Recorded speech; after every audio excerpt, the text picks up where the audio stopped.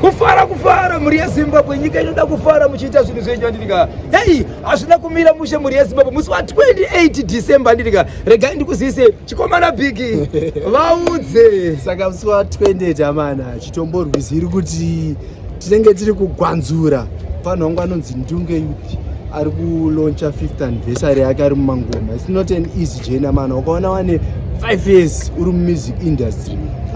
kunyepa here bobo icho kwadi muri yeZimbabwe chinenge chichoputika chinenge chichitapa hakuna anosara vaimbi vese vezimtadza osungura tinenge takabatana vukomana vaudze kuti munhu wese yeish uyemone bhora andirika muri yeZimbabwe neni wasabhozhongura ndinenge ndiripo ndopatinenge tichisimudza mubhadha andirika tichidzirova ndimi dzedenga Daniel Oshiwiri Billifo wakachiwemba communication iwe